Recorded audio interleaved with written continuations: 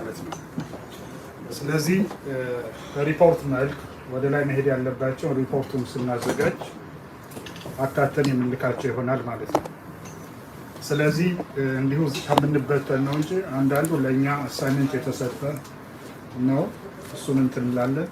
አንዳንድ ጉዳዮች ላይ ደግሞ የግድ ክላሪቲ የሚያስፈልጋቸውን ነገሮች ሞር ግልጽ መሆን ያለባቸውን ደግሞ እንትን እንላለን ማለት ነው። በመጀመሪያ ደረጃ አንድ ስር የሰደደ ሳይኮሎጂካሊ የገባብን ነገር ያለ ይመስለኛል። ኢትዮጵያን ደስፐሬት የሆነች ለማኝ አድርጎ የሚመለከት ስነ ልቦና ዳብሯል። አይደለችም። አይከናሹር እና ይሄንን አሁን እውቀታችሁን ኮንትሪቢዩት አድርጉ፣ ችሎታችሁን እንትን በሉ፣ ጥረታችሁን ጨምሩበት ሲባል መንገድ ላይ የተቀመጠችና 10 ሳንቲም 5 ሳንቲም የምትለምን ሀገር ሆና አይደለም። የበለጠ እድገቷ እንዲፋጠን ሙሉ በሙሉ ከድህነት የተላቀቀች ስላልሆነ ከዛ እንድትወጣ ነው እንጂ አላደለ ተስፋዋ ተሟጦ አልቆ እና ሌሎች እንዲደርሱላት የምትለምን አድርገን ባንገነዘብ እንደዛ እንዳልሆነች ባናይ it is a matter of time ከተወሰነ ጊዜ በኋላ እንትን ይሆናል። ምክንያቱም እናንተን ጨምሮ እዚህ ቤት ውስጥ ያለነው ጨምሮ በየቦታው በከፍተኛ ደረጃ የተማረ ተምሮም ደግሞ ወደ እንትን መለወጥ የሚችል አሁን የምናያቸው ተስፋ ሰጪ ሁኔታዎች ነገ ከተወሰነ ዓመታት በኋላ ምን እንደሚያመጡ ያው መገመት እንችላለን ማለት ነው። ስለዚህ በዚያ መልኩ እንዲህ ፓርት ኦፍ ዘ ሶሉሽን እንሁን ሲባል ያ ማለት ነው። በፕሮሰሱ ውስጥ አሁን አንዳንድ ነገሮች ብዙ ጎላ ብለው ላይ ይታዩን ይችላሉ። ምናልባት እነዛን እኔ እያነሳው ብጠቅስ ደግሞ ይሄ ሰውዬ የፕሮፓጋንዳ ስራውን እየሰራ ነው ልትሉኝ ነው። ዴርፎር ይሄ አለ። ያ ማለት ግን ቻሌንጆች የሉም፣ ገና ልንወጣቸው የሚገቡ ችግሮች የሉም ማለት አይደለም። ኢትዮጵያን የሌሎች እርዳታ ፈላጊ ተቀባይ ብቻ ኦን ዘ ሪሲቪንግ ኢንድ የሆነች ሀገር አይቶ አድርጎ መሳል ትንሽ እንትን ይላል እና እናንተ እኮ እዚህ ደርሳችሁ እዚህ እየሰራችሁ ያለ መጀመሪያ እዚህ ያደረሰቻችሁ ኢትዮጵያ ነች። ይሄን ጭንቅላታችሁን ያለማችሁ ኢትዮጵያ ነች እንድትለማ ያደረገችው። የኢትዮጵያ ሀብቶች ናችሁ። ስለዚህ እናንተ ሪዘን ኢትዮጵያን ጀስት ዴስፐሬት እንደሆነች አድርገን መመልከት የለብንም። በተለያየ አጋጣሚ ምናልባት እዛ ሀገር ቤት ላንሆን እንችላለን። ኢኳሊ እንደናንተ ምናልባት የኤክስፖዠር የኤክስፒሪየንስ ተወሰነ ሊሚቴሽን ያለበት የህብረተሰብ ክፍል ቢኖር ከዛ ውጭ ግን ተባብረን እንትንላታለን። ያለችበት ትራጀክተሪ ያን ያህል ተስፋ እንድንቆርጥ የሚያደርግ አይደለም። ትናንትና ያልነበሩ ዛሬ እየኖሩም እየሄዱ ናቸው ያሉ። አሁን ብዙ ጊዜ እንትን ስለሚባል የታየን የከተሞች አካባቢ የተጀመረው የኮሪደር ልማት ሊሆን ይችላል። አሁን እኮ የማዳበሪያ ፋብሪካ ከ3 ዓመት በኋላ አንደኛውን አይነት የማዳበሪያ ሊያመርት የሚችል ኦልሬዲ ስራ ተጀምሯል። ማዳበሪያ ከውጭ እኮ ነው የምናመጣው እስካሁን ድረስ። አሁን በተፈጠረው ጦርነትም ትልቁ ችግር ከነዳጁ ቀጥሎ ምንድን ነው? ማዳበሪያ ነው። የአፈር ማዳበሪያ አርሶ አደሩ የሚፈልገው ምርታማነትን የሚጨምረው። የጋዝ ማምረት ያው ማዳበሪያውን በእርግጥ ከዛ ነው የሚመረተው።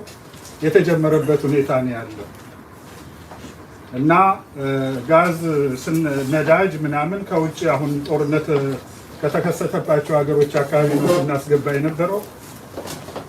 አሁን እንትን እያልን ነው። ምናልባት አቶ ካሴ በኋላ እመጣለሁ አልጠቀሰውም እንጂ ብዙ በዚህ በተፈጠረው ጦርነት ምክንያት ብዙ አየር መንገዶች አውሮፕላናቸውን መሬት ላይ ያስቀምጠዋል። ኢትዮጵያ አየር መንገድ እየበረረ ነው ያለው አይደለም በሙሉ አቅሙ። ለምን በረረ ብለን ለምን አንጠይቅም? ለምን እንደሌሎቹ ኤርዌይስ በቃ እንደ ኢዚ ጄት አውሮፕላኑን ለምንድን ነው ግራውንድ ያላደረገ? ምን ታምር ኑሮ ነው ኢትዮጵያ አየር መንገድ ስቲል ሰማይ ላይ ያለው? ይሄ ተስፋ እንድንቆርጥ ሳይሆን ተስፋ እንድንሰንቅ የሚያደርገው ነገር ነው። ስለዚህ ዋይ በምን ሚራክል ነው ኢትዮጵያ አየር መንገድ አውሮፕላኖቹ በበረራ ላይ ያለው? የሆርሙዝ መዘጋት አልጎዳው ብሎ ነው? ነዳጅ በአየር ላይ ተረጭቶለት ነው ወይስ ምን አድርጎ ነው? ይሄንን እያየን ብዙ ተስፋ ሰጪ እንትኖች አሉ። ከተወሰነ ዓመት በፊት እኮ ስንዴ ኢምፖርት እናደርግ ነበር ከዩክሬን ስንዴ የምናስገባው ለቀለብ የሚሆነው። አሁን ስንዴ እናስገባ። ዩክሬንም ራሷ ያለችበትን ሁኔታ ያው የምታውቁት ነው። ስንዴ ማምረት ላይ ሳይሆን በስንዴው ማሳ ላይ ታንክ ነው አሁን እየተጓዘበት ያለው እና ምን እንሆን ነበረ ድሮ እኛ ስናል አግሮኖሚስቶች በከፍተኛ ደረጃ የተማራችሁ ሰዎች እዚህ በምርምር ያላችሁ እነ ዶክተር በቀለ አላችሁ። በጋ ላይ ስንዴ ተመርቶ አይታወቅም ነበር። ዝናብን ጠብቀን ነው አይደል እንትን የምንለው። ዛሬ በበጋው ላይ እያየን ነው። ስንዴ እየተመረተ ነው፣ በቆሎ፣ ሌላ ምርቶች እየተመረቱ ናቸው እና እነዚህ ተስፋ ነው የሚሰጡን ውስጥ ተስፋ እንድንቆርጥ ነው የሚያደርጉን ብለን ስናይ ተስፋ እንድንሰንቅ ነው የሚያደርጉ ነው። ከቻሌንጆቹ እንደተጠበቁ ነው ማለት ነው። ሁለተኛው ከዚህ ከውጭ ፖሊሲ የውጭ ግንኙነትን በተመለከተ የተነሳው ነገር ነው። የእያንዳንዱ አገር የውጭ ግንኙነት ቅድም ዶክተር ከገኑዛ ለማንሳት እንደተሞከረው የአገሩን ብሔራዊ ጥቅም ለማስጠበቅ ተብሎ ነው የውጭ ግንኙነት ፖሊሲ የሚነደፈው።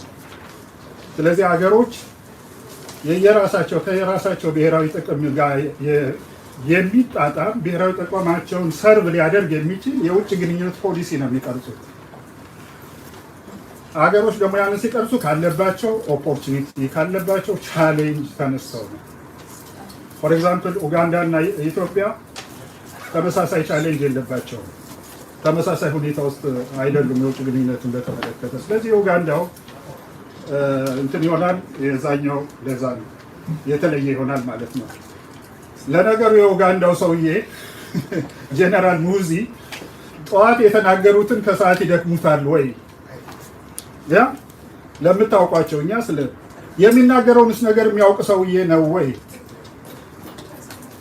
10,000 ጦር ሊያዘምት ይችላል ወይ?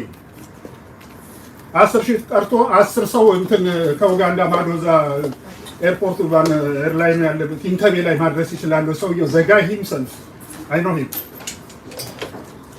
እና ይሄ በኢሞሽን እና ቆይቶ ለማያስታውሰው ነገር ያለውና ሲሪየስሊ እንትን የሚለውን አንድ ላይ ማድረግ የለብንም። ለይተን ማየት ያስፈልጋል ማለት ነው። እኛ ግን ፕራክቲካሊ ነው እንደ ሙዚ እየወጣን በሞቅታ የምንናገር ሳይሆን በመርህ ላይ ተመስርተን የምንናገር ነው። ቅድም አቶ ካሴ እንዳለው እኔ ብዙ የእስራኤል ባለስልጣናትን አገኛለሁ በእስራኤል ምክንያት። አንዱ ኮራ የሚያደርገኝ ኢትዮጵያ አየር መንገድ ነው። አኮራችሁን ነው የሚሉት እስራኤሎች። የምዕራቡ እኛ ምዕራባውያን ሜንታሊቲያችን እንደ ምዕራባውያን ዲሞክራሲ ነን እንደ ምዕራባውያን ነን የሚለው አገር መጀመሪያ ኮሽ ሲል በረራ የሚያቋርጠው የየት አካባቢ አየር መንገዶች ናቸው እናውቀዋለን አይደል? የምዕራቡ ነው የሚተው። ያው ሪዝኑ ምን ይነሳል? ኢንሹራንሱ ፕሪሚየር የሚከፈለው ከፍተኛ ሆነ እንደዚህ ግን ኢሚዲየትሊ ነው። ስለዚህ እኔ ሳገኛቸው ግን የኢትዮጵያ አየር መንገድ እስራኤል ኦፕሬሽን ራሷ ሰማያዋን ካልዘጋቸው በስተቀር ለደህንነት ሲባል ወደ ኤርስፔስ ተዘግቷልና አትግቡብኝ ካላለች በስተቀር ሁኔታውን አጣርቶ የበረራ ዳይሬክሽኑ ሁሉ በራችሁ ከሆነ በዚህ በኩል ከሄደ ነበር በግብጽ በምንም ተብሎ በዚህ ስንመጣ ነበር አይደለም ለሴፍቲው ሲባል ሳይቋረጥ ማለት ነው። እና ደግሞ እሱ ቴክኒካሊ ኦፕሬሽናሊ ደግሞ የገንዘብ ኪሳራም እየደረሰ ያን መስዋዕትነት እየተከፈለ ነው። ምክንያቱም በደህናው ጊዜ ለገበያ ሲመጣ ያው እንደተባለው የተረስቱ የምኑ ስለማይኖር ነው እና አንዱ ለዲፕሎማሲያችንን ማሳለጫ የኢትዮጵያ አየር መንገዳችን እንትን የሚለው ነው ማለት ነው። ኢትዮጵያን ቅድም ተነግሯል። ኢትዮጵያ እስራኤልን የምትፈልግ ቅድም እንዳልኩት በቃ ደስፐሬት ሁና እና እስራኤል ደግሞ ሰጪ ኢትዮጵያ ደግሞ ብቻ ተቀባይ ኖ ሁወይ ነው ሚቹዋል ነው ግንኙነታችን። እስራኤል ኢትዮጵያን ትፈልጋለች፣ ኢትዮጵያም እስራኤልን ትፈልጋለች። በዚህ አይነት ብናየው ጥሩ ነው የሚሆነው። ማንኛውም የእስራኤል ባለስልጣን ዚምባብዌም ሆነ ደቡብ አፍሪካ ኦር ኬንያ ሆነ ኡጋንዳ፣ ታንዛኒያ የሚሄደው በኢትዮጵያ አየር መንገድ ነው። አዲስ አበባን ተች አድርጎ ነክቶ ነው የሚሄደው። ላስት ታይም ፕሬዚዳንቱ ጉብኝት ሲያደርጉ በማን አየር መንገድ ነው የሄደው? በኢትዮጵያ አየር መንገድ ነው። ፕሬዝዳንቱ በኢትዮጵያ አየር መንገድ ነው የእስራኤል ፕሬዝዳንት። ስለዚህ ይሄንን ደግሞ የበለጠ አሁን ያለችበትን ትራጀክተሪ ጥሩ የሆነው ላይ አብረን እዛ ላይ ከተሳተፍ የበለጠ ጥሩ ይሆናል ለማለት ነው እና የመስጠትና የመቀበል እዚህ ሁላችንም ያው ሽሮው፣ በርበሬው፣ ጤፉ፣ እንጀራው እነሱ ደግሞ የሚጠቀሙበት ሰሊጡ፣ ጣሂናው ምንድነው ይሄ ሀልባ ነው የሚባለው ጣፋጭ ነገሩ እሱ ሁሉ ለኳሊቲ የሁመራ ነው የሚሉት እንትኖቹ ራሱ ስሙን ያውቁታል። የሰሊጡ ከየት እንደሚመጣ እና የዚያ ሁሉ ባለቤት ቡናው ምኑ ልክ ስታርባክስ እንደሚያደርገው ብሌንድ የሚደረገው የኢትዮጵያ ቡና ነው። ከኮሎምቢያ ከምንድነው ከብራዚል ይመጣና ትንሽዬ ሲጨመርበት። ዶክተር ጸጋ እስቲ ወደ አንቺ ስራ በእውነት ከመሄዳችን በፊት ከሁሉም ነገር የሚገርመኝ አሁን ስለ ስምምነቱ ብዙ ተዋውርተናል። ወደዚያ ላይ ነው ኢራንና እንዴት ነው ጠቅላይ ሚኒስትር ቢንያሚን ኔታንያሁ በትራምፕ እንዲያርገው ሊክዷቸው የቻሉ? ወዳጆች ናቸው እያሉ ሁልጊዜ ሲፎክሩ ነበር። እናንተም ስብሰባ ጠርታችኋቸው መጣችሁ እጃችሁም እስኪያማችሁ ድረስ አንጨብጭባችሁ ነበር። ያ ሁሉ የት ሄደ? ተመልከት እንግዲህ በመጀመሪያ ደረጃ ወዳጅነታችሁ እንደቀጠለ ነው እርግጠኛ ነኝ። እንዴት ብሎ ይቀጥል ይችላል? ወዳጅ መሆናችሁ የምታየው መሰለ መሪዎች ግንኙነታቸው አስፈላጊ ነው። ለዛም ነው በአመት ውስጥ አንድም የአንድ ሀገር መሪ የአሜሪካ ፕሬዝዳንት ጋብዞት ሄዶ ማውቀውን ጠቅላይ ሚኒስትር ቢንያሚን ኔታንያሁ የተጋበዙት። ያም ሆኖ ግን መዘንጋት የሌለብን አለ። አሜሪካ መጀመሪያ የራሷን ጥቅም ነው የምትጠብቀው። እኛ ለራሳችን ጥቅም በመጀመሪያ እኛ ነን። ታስታውስ እንዱ ባለፈው አመት የ12 ቀን ጦርነት የ12 ቀን ጦርነት ጊዜ በመጨረሻው ቀን ነው እንጂ አሜሪካ የተሳተፈችው 11ዱን ቀን በሙሉ እስራኤል ብቻዋን ነው። እና ያ የሚያመለክተው እስራኤል ወደ ጦርነቱ ባትሄድ ኖሮ አሜሪካ ትመጣም ነበረ። አሜሪካ የመጣችው መጨረሻ ላይ በእርግጥ ወዳጅነት አለ፣ መሳተፍ የሚያስፈልጋል። አንዳንድ ጊዜም ኃይሏን ማሳየት ትፈልጋለች አሜሪካ የራሷን ጥቅም። ያም ሆነ ግን በማንኛ ወታደሮች 11 ቀን በደበደቡት የኒውክሌር ቦምብ ፕሮግራሙን የተለያዩ ቦንቶችን ባለስልጣኖችን ሁሉ በመታችባቸው ኢንጂነሮችን እሳቸው መተው ቢ2 የሚባለውን ቡንከሩን የሚጎዳ ልከው መጨረሻ ላይ እኔ አሸነፍኩ ብለው ለጠቅላይ ሚኒስትር ቢንያሚን ኔታንያሁ ክሬዲት አልሰጡም። ተመልከት ብዙ ጊዜ በመታሸንፍበት ሰዓት አሸንፍክ የሚለው ይበዛል። በመትሸነፍበት ሰዓት ግን እሱ ነው የምትባለው አይደለም ያ ነው። ግን ያም ሆኖ ተመልከት ሁለት ነገሮች አሉ። አሜሪካ ለእስራኤል አይደለም የረዳችው ለራሷ ነው። አሜሪካ እስራኤል ታስፈልጋታለች። እስራኤል ታስፈልገናለች አሜሪካ እንደምሮ አሜሪካ ራሷ እስራኤል ታስፈልጋታለች። እንደውም አይተ ከሆነ የአሜሪካው አምባሳደር በእስራኤል ሀገር የሚያገለግሉት ማይክ አካቤ ምንድነው ያሉት? አትሳሳቱ እስራኤል ለአሜሪካ ታስፈልጋታለች። ያለ እስራኤል በመካከለኛው ምስራቅ አሜሪካ ሱፐር ፓወርነቷን የበላይነቷን ልትቀጥል አትችልም። ይኸውልሽ በዓለም አቀፍ ደረጃ ዶክተር ጸጋውን ስንመለከተው ማለት ነው እኔ እስራኤል የራሷን ውሳኔ ራሷ መወሰን አለባት በሚለው ዶክትሪና አምንበታለሁ። አሁንም ቢሆን ጠቅላይ ሚኒስትር ቢንያሚን ኔታንያሁ ትላንትና ባደረጉት ንግግር መሰረት ከእንግዲህ በኋላ የጦር መሳሪያዎችን እንኳን ራሳችን ማምረት አለብን፣ በሌላ ሀገር እጅ ማግኘት የለብንም፣ መለመን የለብንም ሲሉ ተናግረዋል። ትክክል ነው።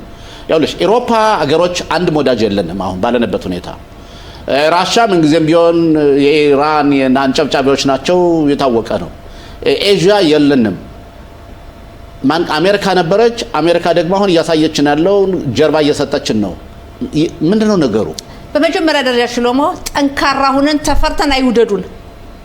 ደካማ ሆነን እያዘኑ ከሚወዱን ጠንካራ ሆነን አይቅረቡን። እኛ ጦርነት አንፈልግም። እኛ የምንፈልገው የራሳችን መብት ራሳችን መጠበቅ አለብን ነው።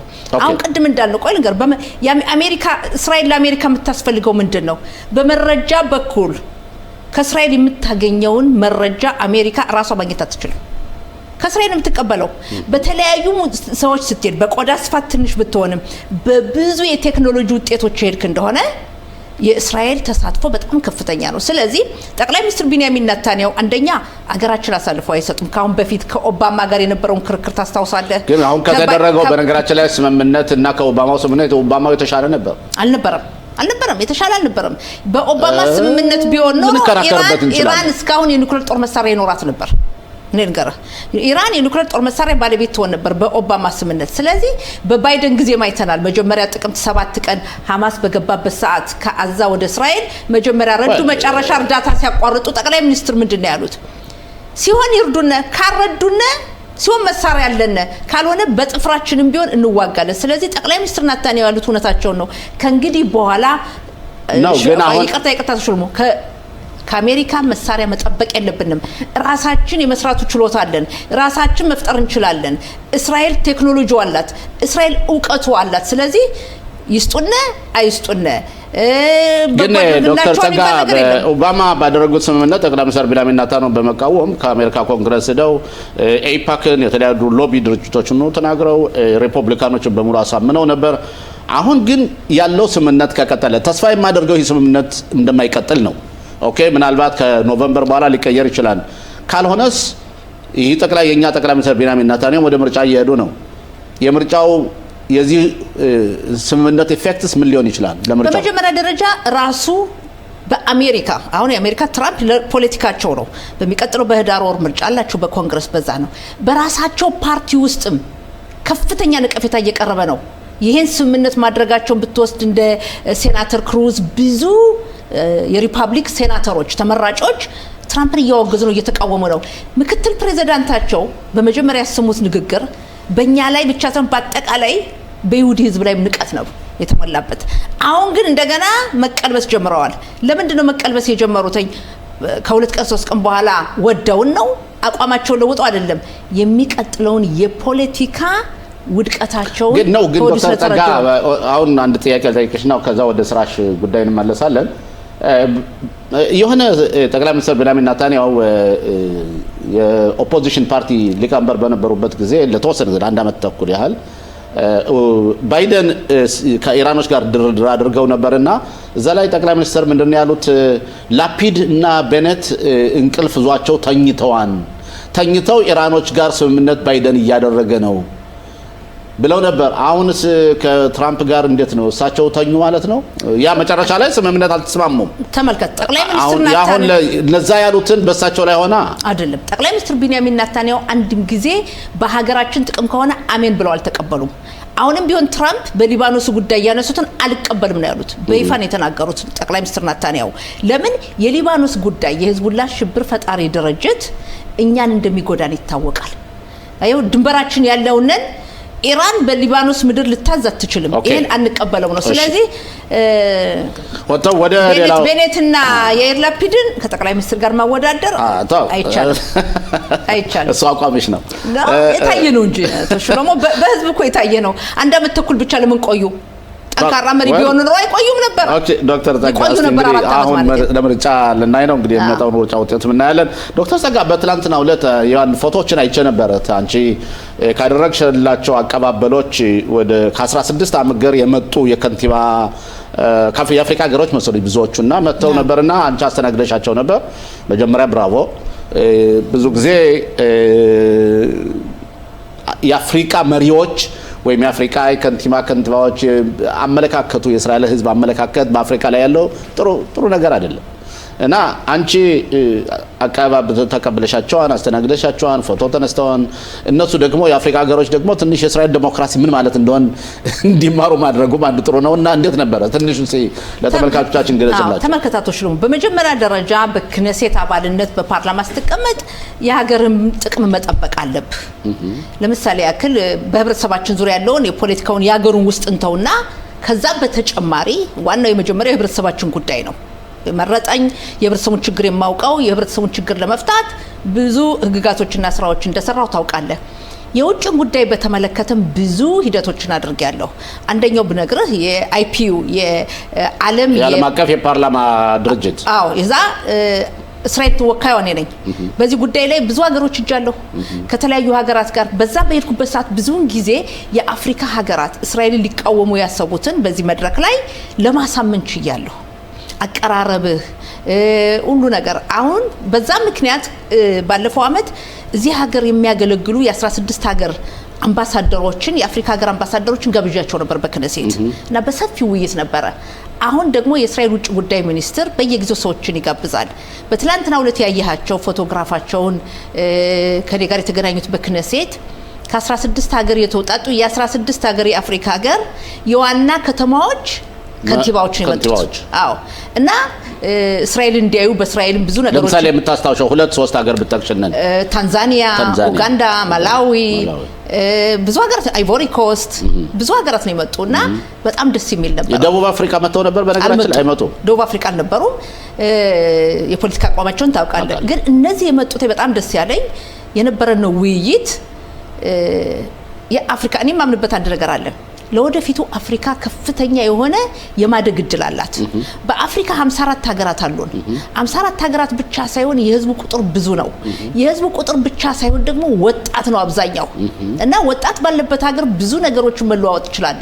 ትምህርት አለ፣ የተለያዩ ቴክኖሎጂዎች ባለሳሳት ቤንጎሪዮን ጠቅላይ ሚኒስትር በነበሩበት ጊዜ 3 ግር ብለው የጠቀሷቸው ሀገራት ነበሩ። አንዱ ደቡብ አሜሪካ፣ ሁለተኛው ሰሜኑ አሜሪካና ሶስተኛው አፍሪካ ነው።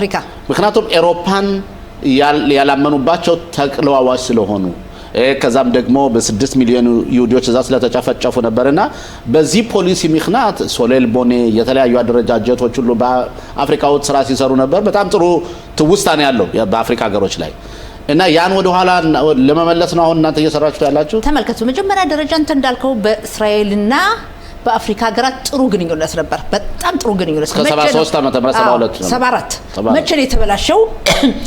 የዮም ኪፑር ያስተሰረው ቀን ጦርነት በ1973 ዓመተ ምህረት ከተካሄደ በኋላ ምንድነው ያሉትኝ? እስራኤል ግብጽ አፍሪካ ውስጥ ነው ያለችው፣ ግብጽን ተዋግታለች በሚለው አምባሳደሮቻቸውን አስወጡ። ከዛ በፊት በተለይ ቪዳት ካርቱም የሚባለው ምሳሌ ጽዮኑት ጊዛኑት ወይ ጽዮናዊነት ዘረኝነት ብሎ የታወጀበት ነው። ከዛ በኋላ ማለት አዎ። እና በዚህ ጊዜ መሰለ የአፍሪካ ሀገራት በሙሉ አምባሳደሮችን የእስራኤል አምባሳደሮችን አስወጡ። ምሳሌ ኢትዮጵያ ንጉሱ ኃይለ ሥላሴ ሐናን ኤኖርን አባረሩ። አንቺ የምታውቂያቸው ሰው የአምባሳደር ሐናን ኤኖር ባለቤትየዋን አንተም በደንብ ታውቃለህ። በጣም ማውቃቸው ሰዎች ናቸው። እና ያ በወጡበት ሰዓት እንደውም ከ4 ወር በኋላ ነው ንጉሱ ከስልጣን የወረዱት። ሐናን ከወጣና ምንድነው የሚሉት አንዳንድ ጠበብቶች እስራኤል ባትወጣ ኖሮ ንጉሱ ከስልጣናቸው አይወርዱም የሚባል ነገር ማለት። ባለፈው ሳምንት የመጀመሪያውን ዙር ወይም ክፍል 1 ከቀጨኔ የመጡ ቤተ እስራኤላውያን ጋር ቆይታ አድርገን ነበር። ሁለተኛውን ክፍልም ዛሬ ይዘን ቀርበናል። በድጋሚ ተነስተልን እንዴት ናችሁ? እንግዲህ ባለፈው ሳምንት ያቆምነው የአኗኗራችሁን ሁኔታ በተለይ በቀጨኔ ውስጥ አሁን ቤተ እስራኤል ዝርያ ያላቸው ኦሪታውያን ተከታዮች ያኗኗራቸው ሁኔታ ምን ይመስላል የሚለው ነበርና አብዛኛው ጊዜ በማህበረሰቡ የምትገለል እንደዚህ ነው ካልክ እንግዲህ ይሄ እውነት ነው። ውሸት ማለት ማንችልበት ሁላችንም ያለፍንበት መንገድ አለ። ትንሽ አንተ ለወጥ ብለህ ስትታይ የሆነ ስም ተሰጥቶህ አንተ ቡዳ ቀጥቃጭ ፈላሻ ምናምን እየተባልክ የምትኖርበት ወቅት የነበረበት ነውና አሁን ያን እንደገና ቀስቀሰን ለጠብ ለጥላቻ አይደለም። ነገሩ ግን እውነት ነው። አንዳንድ መነገር ያለበትም መነገር አለበት። ግን ይሄ እነዚህ ነገሮች ከማህበረሰቡ እናንተ ተገንጥላችሁ እንድትኖሩ ያደረገው ምክንያት ያሳደረባችሁ ተጽዕኖ ምን ያህል ነው? እንደ ተጽዕኖ እንኳን እኛ አንቆጥረው። ምክንያቱም ኦኬ ምንድነው ቡዳ የሚለው ማንነትህን የሚነግርህ ነው። እንደ ፍራቻ ማለት ሲጀምር ቡዳ ማለት ምን ማለት ነው? ቡዳ ማለት እንግዲህ በምንድነው በኢትዮጵያ ውስጥ ታዋቂ የሰዋሰው ግራመር ወይ ደግሞ ሰዋሰው ትርጉም ሰጪ ቡዳ ማለት አዋቂ ማለት ነው። ስለዚህ እኛ አንተ ቡዳ ነህ የሚሉ ሰዎች አንተ አዋቂ ነህ ማለታቸው ማለት ነው። ግን ወደ እንትን እየተወሰደ ነው። በርግጥ ከዛ በኋላ ግን አንድ ሰው ሲታመም ምክንያቱ አንተ ነህ።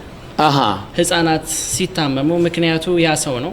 ስለዚህ በሰፈሩ አለ ተብሎ የሚታሰብ ሰው ካለ ከቀጨኔ የሚሆን ከሰሜን ሸዋ ከሌላይ ነው ተብሎ እንደ ምክንያት እንትን ይደረጋል። በዛ ውስጥም በጣም ሰፊ የሆነ ማግለልና እስከ ሞት ድረስ ነው የሚያደርሰው።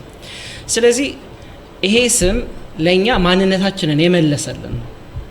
ምክንያቱም ለምንድነው ቡዳ የምንባለው ብለን ቤተሰቦቻችንን ስንጠይቅ ቤተሰቦቻችን እያሾከሸኩም ቢሆን የሚናገሩት ምንድነው እኛ የጠቢቡ ሰለሞን ዘር ስለሆነን ነው የሚል ምላሽ ነው የሚሰጡ። እኛ ቤተ እስራኤል ነን ይላሉ። ቤተ እስራኤል ነን፣ ጠቢባን ነን ነው እንምንለው ማለት ነው። ስለዚህ የተከበረ ማንነት ካለን አይደል ይሄ ማንነት ደግሞ መጉላት አለበት መታወቅ አለበት በሚል ከዛሬ 25 ዓመት በፊት የወጣቶች ንቅናቄ ነው ያነሳ ነውና ይሄንን በማንነት በእምነት እንዲመለስ የድሮ ስርዓት የአባቶቻችን ኦሪታዊ ስርዓት እንዲመለስ ነው ያደረግነው ማለት ነው።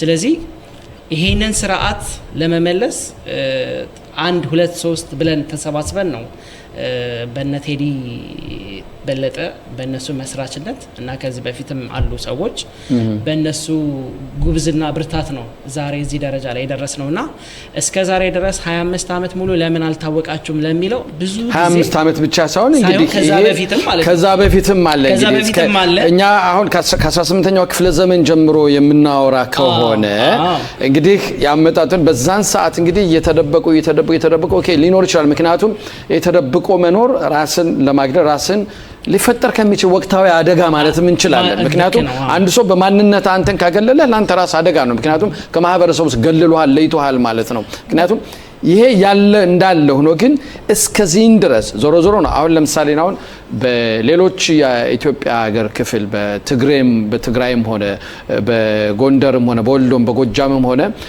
የዚህ አይነቱ ክስተትም ነበረ አለ ግን ውስጥ ለውስጥ ግን ግንኙነት ነበራቸው። እኔ እስከማውቀው ድረስ እንኳን ልዩ ግንኙነት እንደነበራቸውና እንደሚገናኝ ነው እና አሁን እሱ ግንኙነት ለመናገር ነው እንትን ያደረግነው እዚህ ድረስ ያደረሰው ያ የነበረው ግንኙነት አሁንም አልተቋረጠም። ምክንያቱም አብዛኛው እዚህ ያለው በእስራኤል የሚገኙ ቤተ እስራኤሎች እናት አባቶቻቸው የነገሯቸውን ስቶሪ ነው የሚነግሩ።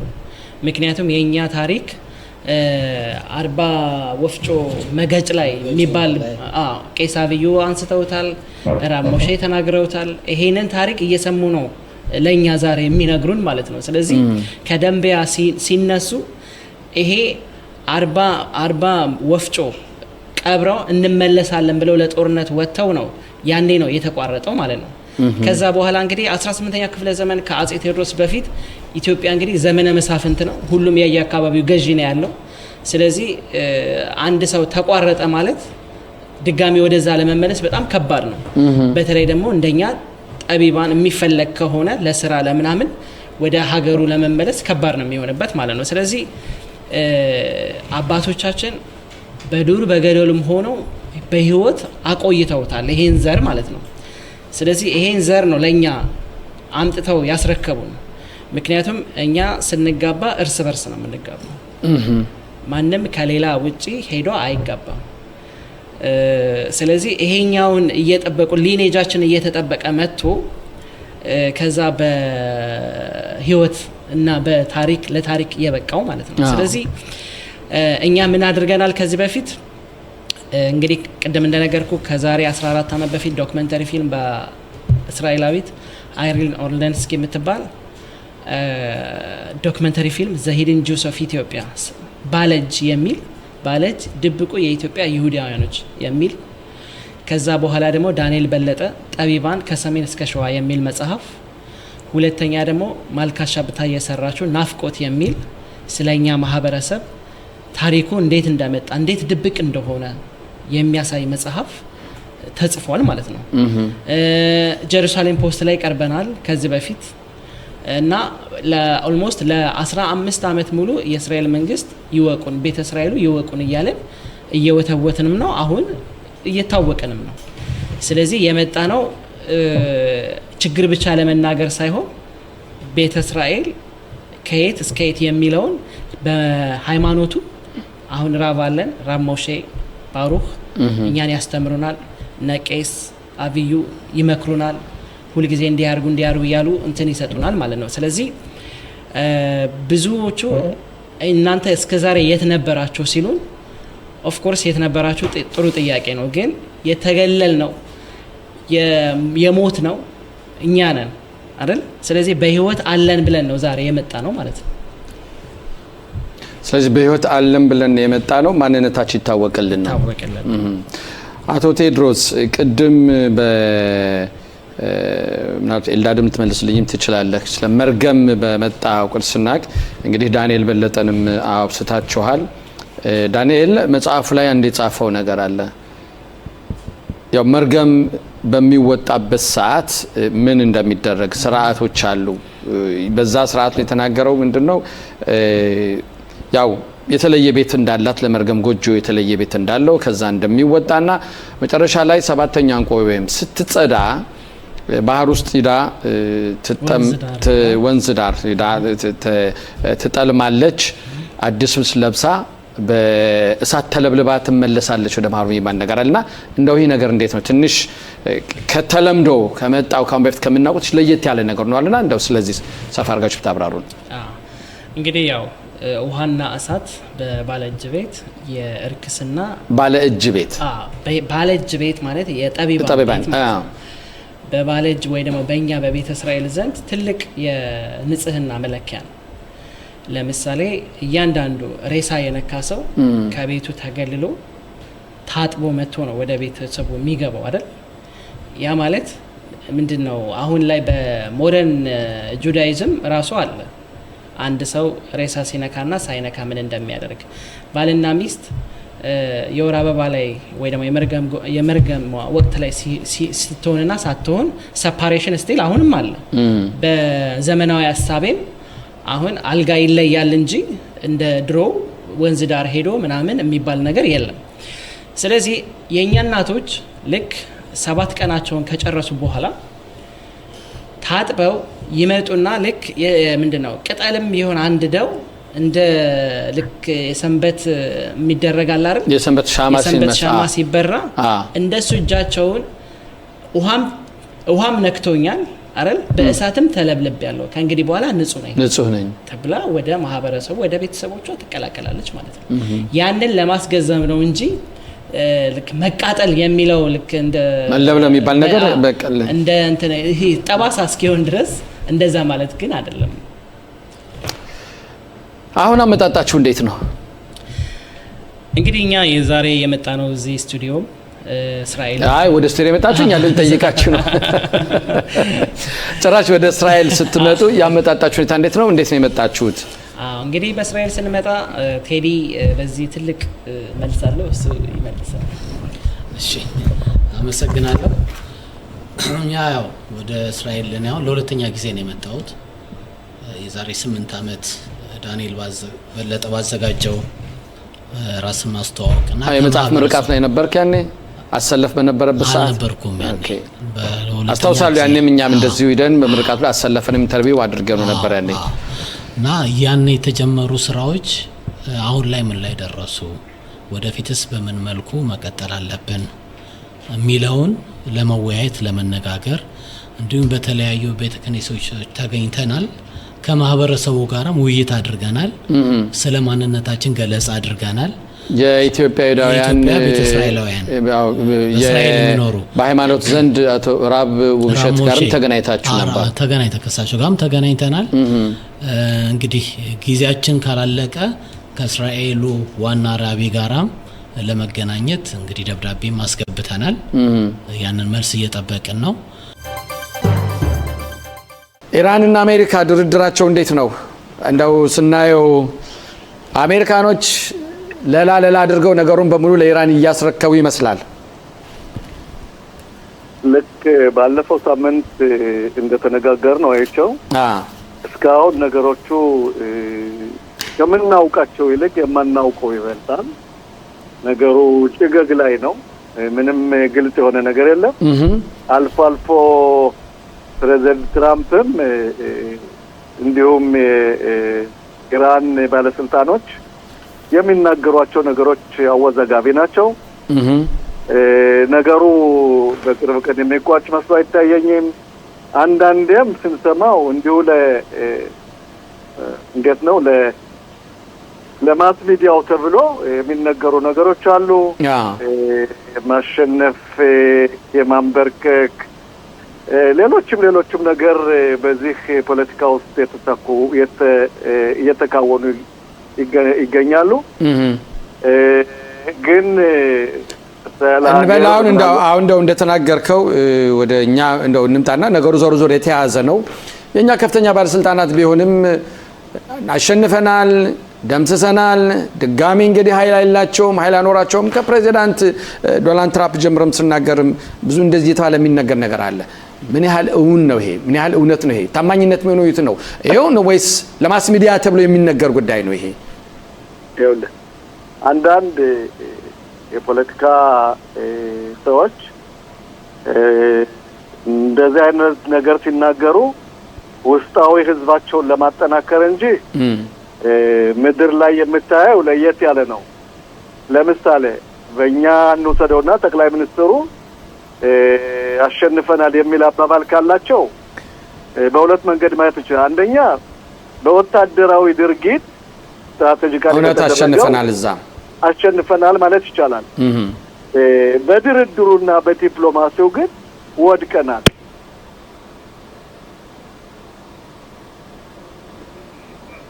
እሺ መስመሩ ተቋርጧል መሰለኝ። አዎ ቀደም ሲል ኮሎኔል እንደተናገረው በመከላከያ ሰራዊታችን ያስገኘው ጀብድ በእውነት እጅግ በጣም የሚያኮራና እንዲያውም አጋሮቻችን የነበሩት የአሜሪካውያን የጦር መኮንኖችም በይፋ የመሰከሩት የተናገሩለት ነው። የእስራኤልን ወታደር መከላከያ ሰራዊት ጀግንነት የተናገሩት ሁኔታ አለ። ይሄም በእውነት እንዲያውም በታሪክ መዝገብ ውስጥ ተጽፎ ሌሎች የጦር ኃይሎችም ይሄን አይነት ስልት ጦርነት እንደሚማሩበት ለወደፊቱ ብዙ ስልጠናም እንደሚያደርጉበት እየተነገረ ያለበት ሁኔታ ነው። ኮሎኔል እንደተናገረው አሁን ድርድሩ ላይ ግን እስካሁን ድረስ አመርቂ ውጤት እየተገኘ አይደለም። ምናልባት አንዳንድ የምንሰማው የሚነገረውም ለፖለቲካ ፍጆት ወይም ደግሞ የውስጥ ኃይልን ለማጠናከር እንዳይሸረሸር ለማድረግ የተደረገ እንደሆነ የሚታወቅ ነገር የለም። እስኪ እንግዲህ ዞሮ ዞሮ አሁን መስመሩ ሲታደስልን በዚህ ዙሪያ በሰፊው ልንነጋገርበት እንችላለን። ኮሎኔል ተመለስክ? እሺ ኮሎኔል እስከሚመለስ ድረስ እንግዲህ እኛም በዚህ ዙሪያ ይህን እንዳለው እናስቀምጥና ወደ ሐማስ ወዳለው ሁኔታ እንሂድ። እንግዲህ በሐማስ ስንመለከት አዛን በምንመለከትበት ሰዓት ቢያንስ እስራኤል እስከ 70% ወይም እስከ 70 እጅ የሚሆነውን የሐማስ አዛን የሚኖርበትን ቦታ የተቆጣጠረችበት ሁኔታ የሚታያል፣ እየተነገረ እየተገለጸ ይገኛል። ዞሮ ዞሮ ግን ሐማስ እንደገና ራሱን እያደራጀ እየመጣ ነው። ይሄ ነገር እንዴት ነው ሊሆን የሚችለው? ይሄ የሚመጣ ያለበት ሁኔታ እንግዲህ አሁን በአሁኑ ሰዓት ሽብርተኛው ሐማስ በሚያደርጉት እንቅስቃሴ ራሱን እንደገና እያደራጀ በሚያደርገው እንቅስቃሴ መከላከያ ሰራዊታችን እንኳን ካሉበት ቦታ ነው ቢመለከቷቸው ተኩሶ ወይም የማስጣል ወይም እነሱን የመግደል ወይም የነሱን እንቅስቃሴ የመግታት አቅም እንኳን ሳይሆን ያው በተኩስ አቁም ስምምነቱ ምክንያት እጁ ታስሮ የተቀመጠ ኃይል ነው ማለት ይቻላል። ለዚህም ነው እንግዲህ እንደገና አሁን ሐማስ ይሄን ምክንያት በማድረግ ቀደም ሲል በዜና እንደተናገርኩትም ቢያንስ እንኳን 4 የሚሳኤል ማስወንጨፊያ ወደ እስራኤል አጥምዶ እያለ ያው ከተገኘ በኋላ በአየር ላይ እንዳለ ይሄን ማምከንና መምታት የተቻለበት ሁኔታ አለ። ይህ የሚሆነው ሁኔታ እንግዲህ በድርድር ዙሪያ ሆኖ የተገኘ እንደሆነ ተገልጿል። መኮንን ተመልሰሃል? ኮሎኔል መኮንን ተስፋ ትሰማኛለህ? የስልክ ችግር አለብን መሰል አሁንም መስመሩ እስከሚስተካከል ድረስ እሺ እንጠብቃለን። ኦኬ ኮሎኔል አሁን ትሰማኛለህ?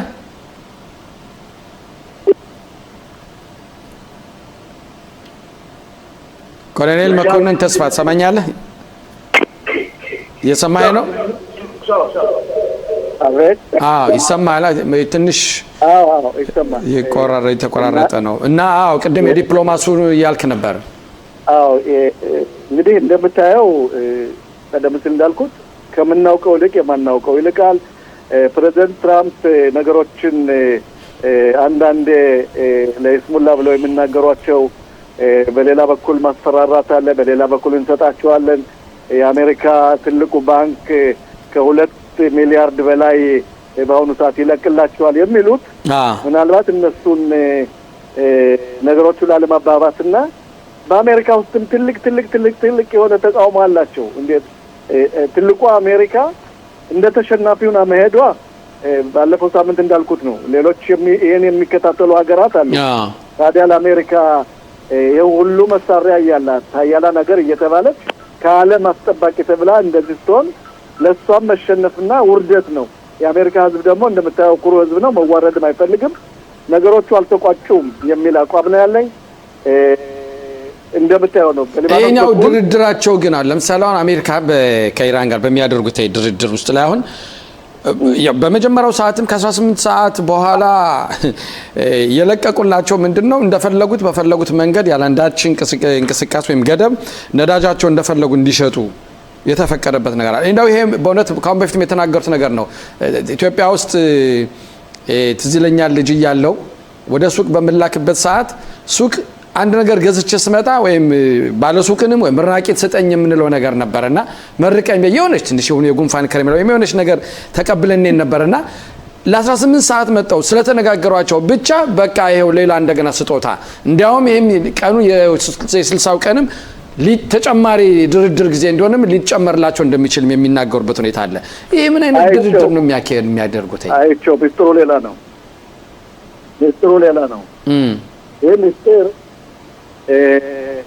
ትራምፕ ያደረጉት በአለም ላይ የነዳጅ ቀውስ እንዳይኖር የራሳቸውን በተለይ ስቶክ የምንለው አለ ቦርሳ የምንለው እሱ ላይ የነበረው ችግር እንዲቀረፍና ለጊዜው ጨዋታ ነው ትራምፕ ያደረጉት ምክንያቱም በአለም ላይ ነዳጅ ከናረ የራሳቸው ኢኮኖሚ ካና የዓለም ኢኮኖሚ ስለሚወድቅ በአሁኑ ሰዓት የነዳጁን ቧንቧ መክፈትና ለዓለም ይሄን አድርጌያለሁ ለማለትና ኢኮኖሚውን ወይም ቦንዱ እንዳያድግ ማድረጋቸው ነው በሌላ በኩል ግን ይህ ድርጊት ተቀባይነት አለው በእኛ በኩል ተቀባይነት የለውም ይሄን ቦታ መስጠት አልነበረባቸው ኢራን የምታገባው በአንድ ቀን ብቻ ከ500 ሚሊዮን ዶላር ነው በዚህ የምታገኘው ያ ገንዘብ የት ነው የሚሄደው ለሂዝባላ ለሐማስ ለሁቲም ነው ለኢራን ህዝብ አይሆንም ስለዚህ ይህ መደረጉ አንደኛ ስህተት ነው ግን ስትራቴጂካሊ ሲታየው ትራምፕ ያደረጉት የነዳጅ ዋጋ እንዳይንር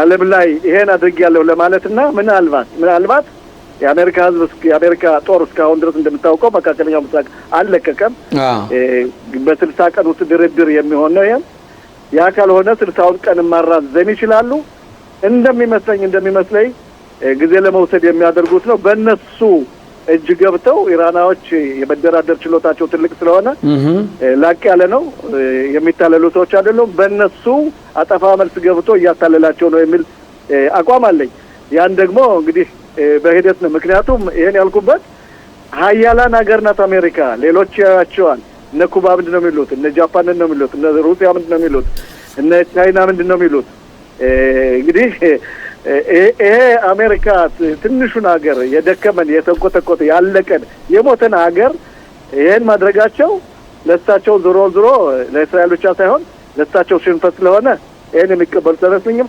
በነገራችን ላይ ኢታማጆር ሹሙም የአሜሪካው አንዳንድ አመካሪያቸውም በተለይ የውጭ ጉዳዩ ይሄን ነገር አይቀበሉትም እንደሚመስለኝ ግን እነሱን ቸላሉ ምክትል እኮ ይሄ ነው እዚህ ላይ አሁን ልጠይቅህ የነበረው ጥያቄ ነው ምክትል ፕሬዝዳንቱ መጀመሪያም ቢሆን ወደ ጦርነት እንዲወጡ ፍላጎት አልነበራቸውም እንትን ይያሉም አልነበሩም የደጋፊም አልነበሩም ነገር ግን በመጨረሻ ላይ አሁንም ይሄን ድርድር የሚመሩትን እሳቸው ናቸው እሳቸውን እንዲመሩት የተደረገው አንዳንድ ሰዎች እንደሚሉትም ትራምፕ ለዚህ ደረጃ ላይ የደረሱት በተለይ በወታደሩ ዙሪያ የበላይነትን አግኝተው የነበሩትና አሜሪካ የምትፈራውን የድሮን ጀግንነት አሜሪካ መልሰው ነበር አሁን ግን ዙሮ እንደገና የተንኮታኮት ነው ይህ ሊሆንበት የቻለ ደግሞ በአካባቢያቸው በዙሪያቸው ያሉትኝ በሙሉ ባለሙያ አይደሉም ሙያተኛ አይደሉም የሚል አባባል አለ አንተስ በዚህ ዙሪያ ምን ትላለህ አዎ ይኸውልህ ምክትል ፕሬዝዳንቱ ቬንስ የሚፈልጉት በአሁኑ ሰዓት እንደምታየው የአሜሪካ ህዝብ ይህን ጦርነት አልፈለገው በእስራኤል ላይ አሜሪካ የምታደርገውን የመሳሪያ ድጋፋም ሆነ የገንዘብ ድጎማ አይፈልጉትም ፔንስ የሚያደርገው ፖለቲካ ነው በፖለቲካው ላይ በአሁኑ ሰዓት እስራኤልን ተቃውሜ የአሜሪካ ህዝብ ይመርጠኛል የሚል አባባል አላቸው ሆኖም ግን እንደምታውቀው በአሜሪካ ሁለት ቤት ነው ያለው የሪፐብሊካንና የዲሞክራቲክ ይሄን ነገር ሁለቱም ይቃወሙታል ምክንያቱም ዞሮ አሜሪካን የሚጎዳ ነገር በሙሉ ምንም እንኳ አንዳንድ ግማሽ አሜሪካ ህዝብ ይህን ነገር ይቃወም እንጂ ዞሮ አሜሪካና የእስራኤል ግንኙነት ከ80 ዓመት በላይ የነበረ ነው፣ ይቀጥላል።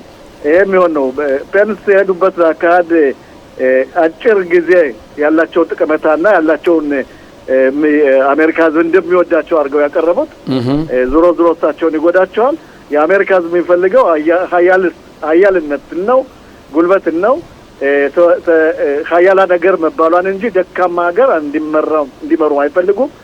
ስለዚህ ይሄም የፖለቲካ ጨዋታ እንጂ በእውነት አማካሪያቸው ለምሳሌ የውጭ ጉዳይ የምትወስደው ቁርጥ አድርገው ተናግሯል። ይሄ ስምምነት ተቀባይነት የለውም፣ በጊዜው ግን ያው ፕሬዚደንት ትራምፕ ነው ይሄን ነገር የተቀበሉት ብሎ ተናግሯል። እንደዚሁ ኤታማዦር ሹሙም የመካከለኛው ምስራቅ እዝ ሴንትኮም የሚባለው ይሄን ነገር አይደግፉትም። አቅም አለን፣ ጉልበት አለን፣ ኢራንን በአንድ ሳምንት ውስጥ የማንበርከክ አቅም አለን ብለን ነግሯቸዋል። የት ነው የሚወስዱት ካልከኝ ግን ሁለት ነገሮች አሉ። አንደኛ ኢኮኖሚውን ቅጣት ትንሽ የናረውን ለማውረድ ነው፣ በተለይ በዚህ በቦንድና በስቶክ በምንለው። ሌላው ደግሞ እግር ኳስ ጨዋታ አለ እንግዲህ በ19 በሚቀጥለው ወር ያልቃል። ከዛ በኋላ ትራምፕ የት ይሄዳሉ የሚለውን ቆይተን የምናየው ይሆናል ማለት ነው። ይሄ ሁሉ እንደው ምክንያት አይደለም ወይ? ይሄ ያለ ማለት እንደው ምክንያት አይደለም ወይ? እንዳውም እሳቸው በተለይ ደግሞ ኢራን የሆርሙዝ መተላለፊያ ወሽመጡን በመዝጋቷ ብቻ በከፍተኛ የኢኮኖሚ ማዕቀብ ላይ በኢኮኖሚ ላይ ጫና በመፍጠሩ በዚህ ምክንያት በቃ መውጫ ቀዳዳ ፈለገው እየወጡ ነው የሚሉም አሉ። ይሄስ ምን ያህል ይሰማል አንተ? ትክክል ናቸው። ትራምፕ የሰጧቸው በዚህ ማውጣት በአንድ ቀን እስከ 2000 በርሜል ነዳጅ እያወጡ እየሸጡ ነው። ይሄ ደግሞ ዞሮ ገንዘብ የሚያገባላቸው ዶላር የሚያገባላቸው ነው። በሌላ በኩል ትራምፕ ማድረግ የነበረባቸው ያንን ማዕቀብ ያደረጉትን የሆርሙዝን በር ዘግቶ ቢቆዩ ኑሮ ወደ ድርድሩ አይመጡም። እስራኤል እንደምታየው ኢራን ቀላል ሀገር አይደለችም። ጎበዝ ተደራዳሪ ናት። ጭንቅላት ያላቸው ሰዎች አሉ። ሌላው ቀርቶ ከሊባኖን ጋር ያያዙትና ሂዝባላ የኛ ወታደር ነው። ሂዝባላ ሲጎዳ ኢራን ተጎዳች ነው። አቶ መላኩ ሰለሞን ከረሆቦት መስመር ላይ ናቸው። ሰላም ጤና ይስጥልኝ አቶ መላኩ። አቶ መላኩ ሄሎ፣ ጤና ይስጥልኝ። ጤና ይስጥልኝ አቶ ይቸው። አይሰማም በደንብ? እሺ አሁን ይሰማል? ሄሎ መላኩ አይሰማም? ሄሎ፣ አልሰማም በደንብ። እሺ ያለህበት ቦታ ምናልባት ስለማስተካከል ሞክር። እየሰማኝ ነው? ኦኬ። እንዴት ነህ? ደህና ነው ወይ? አዎ ደህና ነኝ፣ እግዚአብሔር ይመስገን። ደህና ናችሁ? ወጣቶቻችን ዙሪያ ምለው ነገር አለ ይብልሃል። ምንድነው ወጣቶቻችን ያለው ተጨባጭ ሁኔታ ምን ይመስላል? አሁንም የተማርነው ነገር የለም። ብዙ ወጣቶቻችን በተለያዩ ምክንያቶች እያጣናቸው ነው። ነገሩ ይቀረፋል ስንል እየባሰ እየመጣ ነው። አዎ እንግዲህ ሁላችሁም እንዳያችሁት በመጀመሪያ ደረጃ ለአድማጮቻችን አጠቃላይ ለእስራኤል ማህበረሰብ በሙሉ ለኢትዮጵያ የሆኑት በሙሉ አንድ መልእክት ነው ማስተላልፈው።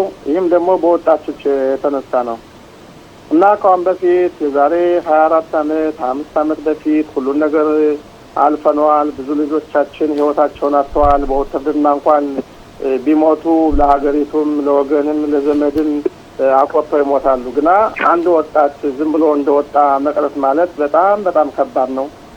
ይህን ሁላችን እንግዲህ የምናውቀው ነው። በህይወት ያለነ በሙሉ እናውቀዋለን። የዛሬ 24 ዓመት 25 ዓመት በፊት አይቸው እንደዚህ አይነት ግድያ ሲፈጸም ከዛ እኔ ምናልባት ብዙ ጊዜ ስለሆነ ልረሳ እችላለሁ። እነ ሻለቃ ይዝራ ማሞ ይኸው በህይወት አለ። አባታችን ከኢትዮጵያም ጀምሮ ሲያገለግል የነበረ እነ ሽሙኤል ምህረት፣ መምህር ዘይሳኑ ማን ነው የሚባሉት፣ እነ አቶ መልካሙ ያዕቆብ፣ ሌሎችም ወንድሞቻችን በመሰብሰብ ከተለያዩ ቦታዎች ከሀይፋ እስከ አሽቅሎን፣ ተላቪቭ፣ ናታንያ፣ ረሆቦት ብዙ ስብሰባ አድርገን ነበር ባለሙያዎችን ይዘን። ይህም ደግሞ የሆነው የፖሊስ ሰራዊት ማህበራዊ ጉዳይ የሚሰሩት የኢትዮጵያውያን ወኪሎች በሙሉ በዛን ጊዜ ሞክረን ነበረ እና ትንሽ በረድ ብሎ ነበር። አሁን ግና ባለፈው ይሄ የታጠቅባ የተገደለ ወጣት ይማኑና በበርሸባ የተገደሉት ይሄ አንድ ትልቅ ነገር ነው። ይሄ የማይረሳ ነገር ነው። አሁን ደግሞ ትናንትና ቤታጠቅባ አይታችሁታል። ሴፍቶኑን እንቅልፍ የማያስተኛ ነው። እንቅልፍ የማያስተኛ የወጣቶች እንግዲህ የወጡን አናውቅም። ሴፍቶኑን ትልቅ ሆነው ማለት እንደ ቪዲዮ ነው ያየ ነው። እና እኔ የምናገረው ምንድነው አሞኝ ነው ያደረው። በእውነቱ እያንዳንዱ ልጅም ሳልወልድ ቀድሞ ጀምሬ ልጆቻችን ነው ስር የነበረው። አሁን ደግሞ ባባችም 3 ልጆች አሉኝ። የ15 ዓመት ልጅ ወድሚያት አለ ትንሽዬ ማለት ነው። በዚህ እድሜ ያሉ ልጆች በአሁኑ ሰዓት ፎፈሻ ጋር ነው ማለትም የአመቱ ረፍት ሊጀመር ተጀምሯል ወጥተዋል። እና እነዚህ ልጆቻችን በዚህ ከጀመሩ ነገ ጠዋት ምንድነው የሚሆነው የሚለውን እንግዲህ ይሄን እንነጋገርበት ብዬ ነው። ምን ማድረግ እንችላለን? እስካሁን በዚህ ላይ እኛ እንደ አንድ ህዝብ እንደ አንድ ማህበረሰብ ምን ማድረግ እንችላለን? እኛ በዚህ ዙሪያ እንደ አንድ ማህበረሰብ እኛ ማድረግ ያለብን በመጀመሪያ ደረጃ ይህን መጥፎ ነገር ትተን በአሞታ መጣላት በምናምን መጣላቱን ትተን አካባቢ ያለ ህዝብ አንድ መሆን አለበት። የልጅ መቆጣጠር አለብን። ሁላችን አንድ ሆነን የመላኩ ልጅ ነው የበቀለ ልጅ ነው የዘነበች ልጅ ነው ማለት አይደለም። እነዚህ ልጆች ከማን ጋር እንደሚወጡ ያንተ ልጅ ለምሳሌ ወይም የኔ ልጅ ከማን ጋር እንደሚወጣ በስንት ሰዓት እንደሚወጣ ጓደኛው ማን ነው፣ ከትምህርት ቤት ይሄዳል አይሄድም፣ ማታ በሚወጣበት ጊዜ ወላጅ እንግዲህ ያውቃል ያንተ ልጅ ወይም የኔ ልጅ በሚወጣበት ጊዜ እናውቃለን ሁላችንም። እና መቆጣጠር አለብን። የት ነው የሚገቡት? የት ነው የሚወጡት? ልጅ ጓደኛቸው ማን ነው? በአሁኑ ሰዓት አይጥ ከሌለ ድመት አይፈለግም የሚባል ተረት አለ። እያንዳንዱ ከ1000 በላይ አሞት አቋቁሞ የኛ ልጆች መገደል የኛ ልጆች ትምህርት ቤት ማጣት ለነዚህ ተጠቃሚዎች ነው የሆነው። ስለዚህ ኃላፊነቱ ልጅ የወላጅ ነው። ወላጅ ነው ኃላፊነት መውሰድ ያለበት። ወላጅ ምን ማድረግ ይችላል? እዚህ ላይ አሁን ለምሳሌ መቼም ወላጅ ልጆቹን አይቆጣጠር ማለት አንችልም። ወላጆች ልጆችን ይቆጣጠራሉ። ነገር ግን ልጆቻችን ይሰሙናል ወይ? በዚህ ዙሪያ ልጆቻችን የምንላቸውን ነገር እሺ ይላሉ ወይ? አዎ፣ በመጀመሪያ ልጆቻችን እሺ ይላሉ። መጀመሪያ መንግስት ነው ያለ መንግስትን ከመቃወም መጀመሪያ እኛ ምን እናድርግ የሚለው ነው። ለወላጆች ለምን መሰለህ እንትኑን ጣል ያደረኩትኝ ወላጆች የልጆችን ጸባይ ማወቅ አለባቸው፣ መቆጣጠር አለባቸው። ከዛ በኋላ ወደ መንግስት ለምሳሌ ደብቀን ከፎቅ ግር ሁላችንም እንግዲህ እውነቱን የሚናገር ሰው አይወደድም። አሁን ሰዓት ከፎቅ ግር ራሱ ሀሚቅላጡ ማለትም ተቀምጠው የሚያደርጉትን ልጆች እኛ እናያለን። ወላጅም ያውቃል፣ አንተም ታውቃለህ። ለምሳሌ አሁን እዛ ምንድን ነው የሚባለው? አትንካቸው ዱርዬዎች ናቸው ላይ ተቀምጦ አብሸተተኝ። አሁን እኔን ምንድነው ወላጅ ጥፋት የማደርገው? ምሽታማ ምን አገባው? ፖሊስ ምን አገባው? ነገ ጠዋት አንድ ልጅ ሲሞት መጥቶ ዝጋ አድርጎ እዛ በኋላ መከራውን የምንቀበለው እኛ ነን። ስለዚህ ወላጅ አብሮ አንድ መሆን አለበት። የበቀለ ልጅ ነው የዘመነ ልጅ ማለት ሳይሆን ወላጅ አንድ ከሆነ ችግሩ የማይፈታበት። በምን ኩኒያ ነው ወላጆች አንድ ሊሆን በምንችለው? እንግዲህ ለምሳሌ አሁን አትንኳቸው፣ አትብሏቸው፣ አታናግሯቸው ይላሉ። ለዚህ ነው ይሄ ሁሉ ችግር የሚመጣው ነው የምትለው? ዛሬ በብዙ ቦታዎች ማህበረሰባችን የተወጠረበት የተያዘበት ሁኔታ አለ። ቀደም ሲል የተናገርከው ሁኔታ አለ። በአሙታ ምክንያቱም በምንም እንሰባሰባለን። ነገር ግን እንደዚህ አንገብጋቢ የሆኑት ነገሮችን ከመነጋገር ይልቅ እንደዚህ አንገብጋቢ የሆኑ ነገሮችን ከመወያየት ይልቅ ራስ በራሳችን መጋጨት፣ ራስ በራሳችን እገሌ እንዲያደርገ እገሌ እንዲሰራ እገሌ እዚህ ቦታ ገባ እዚህ ወጣ የሚሉትን ነገሮችን የምናሰራጭበት ነው። በአንድ በኩል እኛ ስለ ልጆቻችን ትተናል ማለት እንችላለን። ትክክል ነው አቶ አይቸው፣ ትክክል ነው። አሁን ለምሳሌ እኛ ረሆቦት የምትወስድ እኔ ሌሊት በ2 ሰዓት በ1 ሰዓት ወጥቼ እዞራለሁ አያለሁ። ባለፈው 4 ቀን አንድ ልጅ ከረሆቦት ነው ጓደኞችን ይዞ ጠጥቶ ከቤት ሆሊም ሁሉ ገብቷል። ከመጠን በላይ መጠጥ ጠጥቶ ማለት ነው። 15 ዓመት ልጅ እና ይሄ ከምን ነው የመጣው? ስለዚህ ልጆች ቁጥጥር ያስፈልጋቸዋል። ልጆቻችን እኮ አውሬ አይደሉም። ስትቀርባቸው ይቀርባሉ፣ ስታርቃቸው ይርቃሉ። አሁን ለምሳሌ አንድ ልጅ ከውጭ ወጣ አይደለ እንከንከ ስትለው ከዛ በኋላ የሚሄዱበት ቦታ ከባሪያኖች ቦታ ይሄዳሉ። ሳሚን ሻጭ ያደርጓቸዋል፣ ያስፈራሯቸዋል። ከዛ በኋላ ልጅ የወላጅ አይደለም የማን ነው? ያባራዎች ነው። ከዚህ ነው መጀመር ያለበት። ለዚህ ነው እኔ ወላጆች ቁጥጥር ያስፈልጋል። ምን ነው እዚህ ላይ እንደው አንድ ነገር ምን አስታወስከኝ መሰለ ድሮም በለው እንግዲህ እኔ ወታደር ቤት በነበርኩበት ሰዓት መጨረሻ ወደ 6 ወር ልጨርስ 6 ወር በቀረኝ ሰዓት አሙታት ኤሌም የሚል ድርጅት ነበር እና ያን የሚያገለግለው ምንድነው በየቦታው በየአካባቢው በተለይ የኛ ልጆች ወዳሉበት አካባቢ በርግጥ በእኛ ልጆች ላይ ብቻ ያተኮረ አይደለም። ነገር ግን ወጣቶች በተለያዩ ምክንያት በስራ በትምህርት ገበታቸው የተፈናቀሉትን ማታ ወይም ምሽት ላይ የሚያመሹበት ቦታ ድረስ በመሄድ እነሱን በመቅረብ በማነጋገር እንግዲህ በአንዳንድ ሽኹና ወይም ከተማ መንደሮች በመጥቀስ በዛ በመሄድ እየሄድን የሆነ ናየዴት ወይም ትንሽ መኪና ነበረች ዛሽ መኪና ይዘን ሄድና ለመግባቢያ ብለን ብስኩትም ሻይም ቡናም ይዘን እንሄድ ነበር እና ሮቦት አካባቢም ስመጣ ነበር ምናልባት አንተ ታስታውስ ከሆነ አላቅም በተለይ ቅራት ሞሽ ዘሚንቸል ይያል ምንጠራው አካባቢ እንዲሁም ወደ ገደራ አካባቢም በራምሌም ሉድም እንደዚህ አይነት ቦታዎች ሁሉ እንሄድ እንንቀሳቀስ ነበርና በዛን ሰዓት ያየነው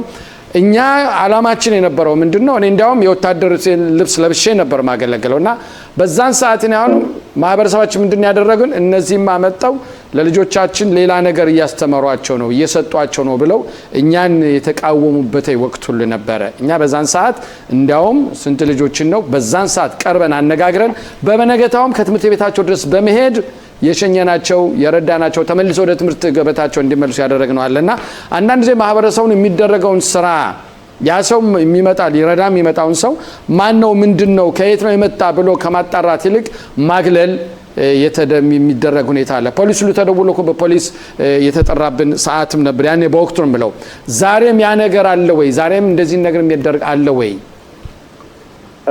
ጥሩ ጥያቄ ነው።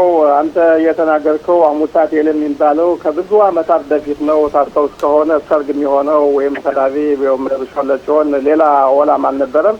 በዛን ጊዜ ወጣቶች ሰርግ ያድረው በየቦታው ሲሄዱ ነበረ እና አሙታት ኤሌም የሚባለው ከተላቪ ነው የጀመረው መጀመሪያ ታስታውስ ከሆነ ከዛ በኋላ እኛ ነበር የጀመርነው ማቻላ እኛ ነበር የጀመርነው ያነዛ እኔ ያው ልክ እንዳልኩ ገባይ አሁንና ጥሩ አላማ ነው የነበረው። በዛን ጊዜ ግን አሁን አንተ እንዳልከው ምን መሰለህ እነዚህ ልጆቻችን ሊያበላሹ ነው፣ ልጆቻችን ወደ መጥፎ ነገር ሊቀይሩ ነው።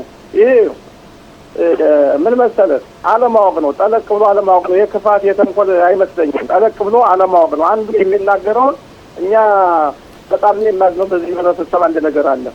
አንድ መጥፎ ነገር መላኩ ከተናገረ ያችን ለማስተላለፍ ይሮጣሉ። መላኩ ጥሩ ነገር ተናገረ ግን ያችን ማንም ወደ ሌላ አናስተላልፍና ይሄ ነው ችግሩ። አንተ እውነት ነው ቀድሞ ይሄ ነበረ።